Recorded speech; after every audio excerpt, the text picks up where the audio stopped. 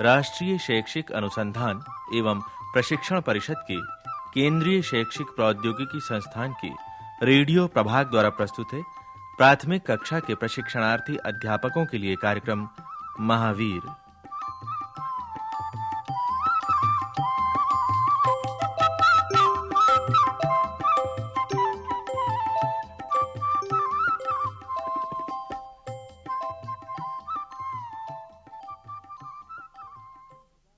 आज से 2500 वर्ष पहले की बात है।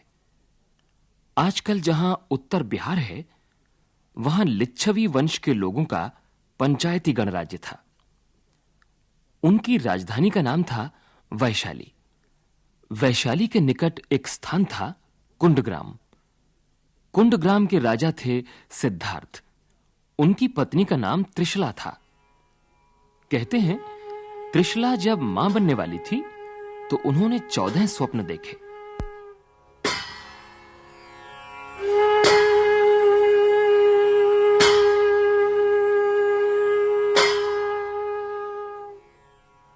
उनके स्वप्नों का सार यही था कि उन्हें पुत्र उत्पन्न होगा। पुत्र अति सुंदर होगा, शुभ होगा तथा वो महान बनेगा। उसके सभी लक्षण उत्तम होंगे। वो सभी विधाओं का जानकार होगा, अपनी धुन का, लगन का पक्का होगा, अत्यंत वीर होगा, जनता का नायक बनकर संसार भर में यश कमाएगा। इन स्वप्नों को देखने के कुछ महीनों में ही महारानी त्रिशला ने चैत सुदी तेरस के दिन एक बालक को जन्म दिया। ये बालक था महावीर, जिसे बाद में भगवान महावीर के नाम से जाना गया। राजा सिद्धार्थ को जैसे ही यह सूचना मिली कि उन्हें पुत्र की प्राप्ति हुई है, वो तुरंत महारानी त्रिशला के पास गए।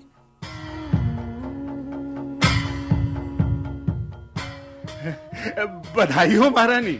आपको भी बधाई हो महाराज। अब आप एक और पुत्र के पिता बन गए हैं। और तुम एक और पुत्र की माँ। इसीलिए मैंने राज्य के सभी बंदियों को मुक्त करने का आदेश दे दिया है। अच्छा? ताकि सब मिलकर इस मंगल उत्सव में सम्मिलित हो सके। ये आपने बहुत अच्छा कार्य किया महाराज। महारानी, भला हम अपने इस पुत्र का क्या नाम रखेंगे? महाराज, हमारे पहले पुत्र का नाम है नंदीवर्धन और दूसरी पुत्री का नाम है सुदर्शना।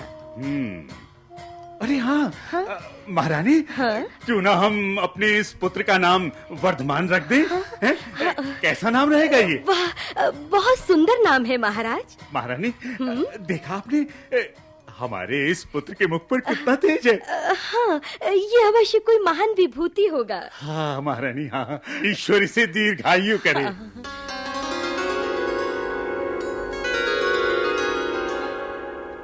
वर्धमान का लालन पालन बड़े लाड़ प्यार से होने लगा। वर्धमान बचपन से ही स्वस्थ, बलवान और निडर थे। उनके बचपन की एक घटना है।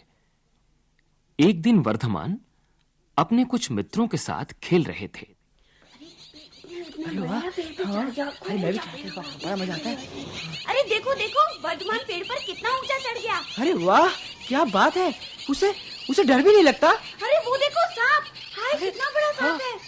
अरे वो सांप तो वर्धमान की तरफ ही बढ़ रहा है। वर्धमान, तुम्हारे पीछे सांप है, बच के जल्दी से नीचे उतर आओ। अरे क्या बात है, वो नीचे नहीं आ रहा। मुझे तो बड़ा डर लग रहा है। वर्धमान, नीचे आ जाओ जल्दी से। मैं नीचे नहीं आऊंगा। मगर सांप तुम्हारे पीछे है, वो तुम्हें डस लेगा।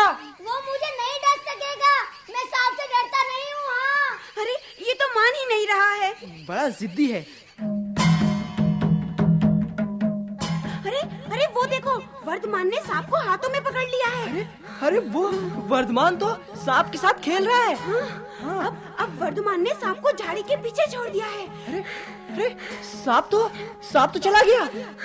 हाँ। वाह, हमारा वर्धमान कितना साहसी है।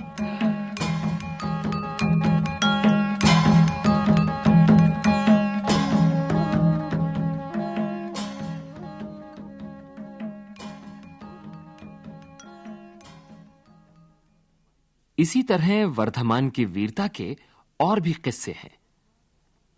वर्धमान असाधारण प्रतिभा के धनी थे। जब उन्हें विद्या अध्ययन के लिए भेजा गया तो इनके मुख के तेज को देखते ही आचार्य ने कह दिया, ये बालक सभी विषयों का ज्ञाता है, इसे कोई क्या ज्ञान दे सकता है।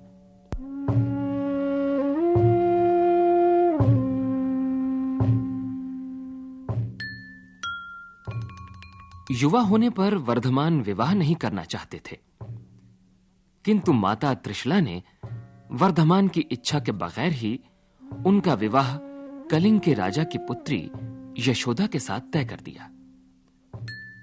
परंतु वर्धमान अपनी जिद पर अड़े रहे। उन्होंने यशोदा से विवाह नहीं किया। राजकुमारी यशोदा जीवन भर कुंवारी रही। कुछ विद्वानों का कहना है कि महावीर ने यशोदा से विवाह किया था। उनके एक कन्या भी हुई थी। युवा होने पर उनके मन में वैराग्य की भावना उत्पन्न हुई तो उन्होंने घर त्यागने का विचार किया, किंतु माता-पिता ने उन्हें बार-बार ऐसा करने से रोका। वर्धमान जब 28 वर्ष के हुए तो उनके माता-पिता चल बसे। 30 वर्ष की आयु में वर्धमान घर त्याग कर साधु बन गए।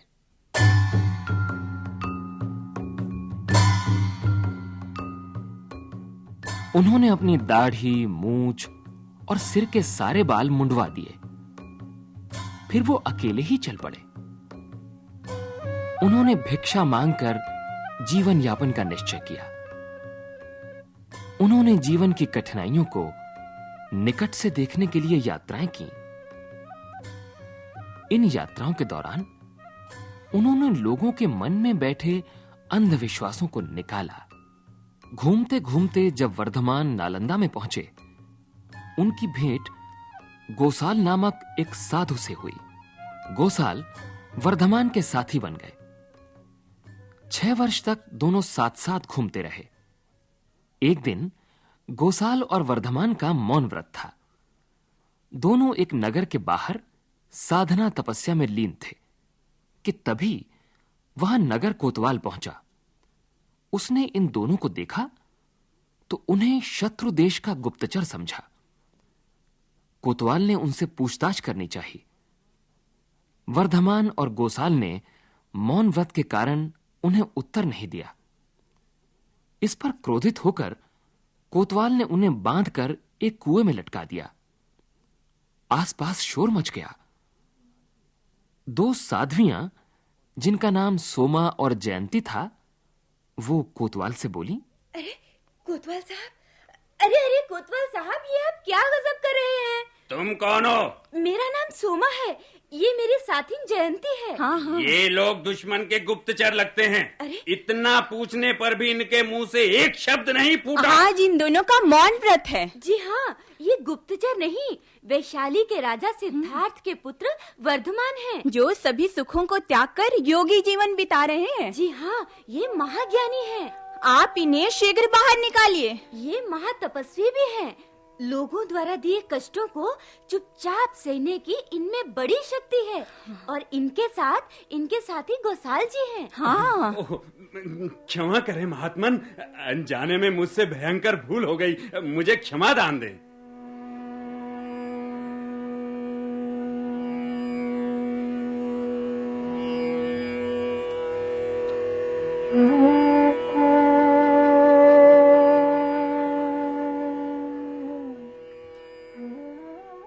वर्धमान ने जंगलों और खंडहरों में एकांतवास किया। वो कभी सुख की नींद नहीं सोए। नींद आते ही वो झट से उठ बैठते, टहलने लगते। जाड़ों में दोनों बाहें फैलाकर ठंड झेलते, सारे कष्ट चुपचाप सहते। इस प्रकार 12 वर्ष की कठोर साधना के बाद उन्हें वैशाख शुक्ल की दशमी को बोध अर्थात ज्ञान प्राप्त हुआ।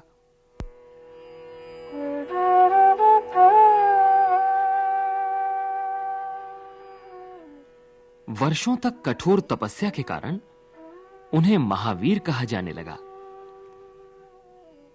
ज्ञान प्राप्त करने के बाद महावीर ने उपदेश देने शुरू किए। वो जनता के साथ सीधी सादी भाषा में बात करते। उन्होंने जैन धर्म चलाया।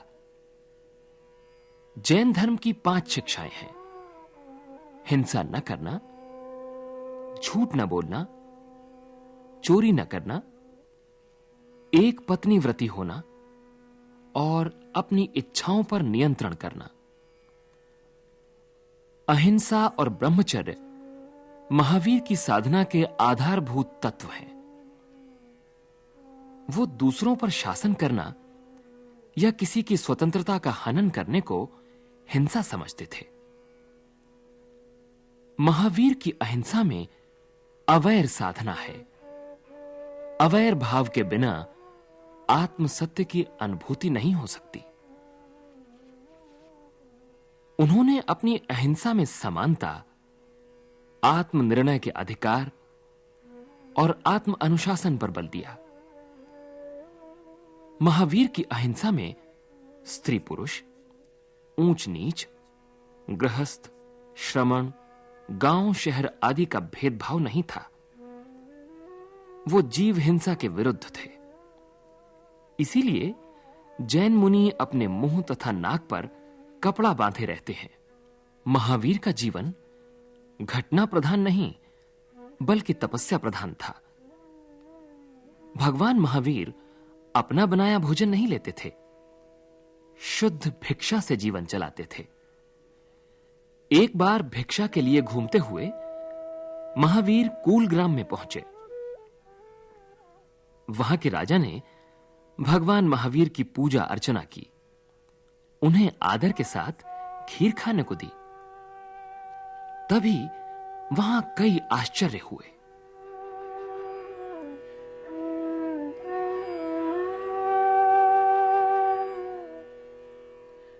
हमारे अहोभाग्य जो स्वयं भगवान हमारे यहां आए।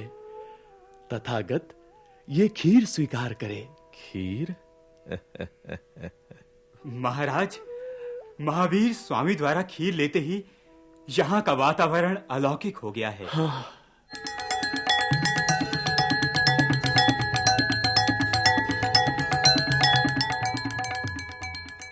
एकाएक ये कैसी शीतल सुगंधित हवा बहने लगी है। सच कह रहे हैं आप।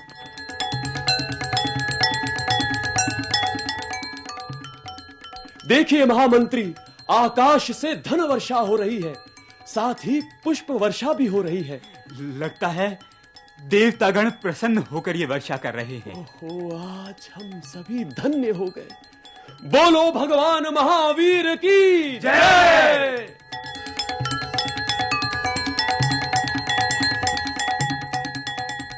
जनता के साथ राजा, राजकुमार, राजकुमारियां भी भगवान महावीर के शिष्य बन गए। कहते हैं मगध का राजा बिंबिसार उनका प्रिय शिष्य था। बिंबिसार के बेटे मेघ कुमार ने भी जैन धर्म अपनाया। मगध की राजधानी से लौटकर महावीर अपने जन्म स्थान वैशाली गए। फिर कौशांबी और श्रीवस्ती में उपदेश देने के बाद पावापुरी आए। यहीं उन्होंने अपने जीवन का अंतिम समय बिताया। कठोर तपस्या और बीमारी से उनका शरीर अत्यधिक कमजोर हो गया था। कार्तिक अमावस्या अर्थात दिवाली की रात्रि के समय भगवान महावीर की जीवन लीला समाप्त हो गई।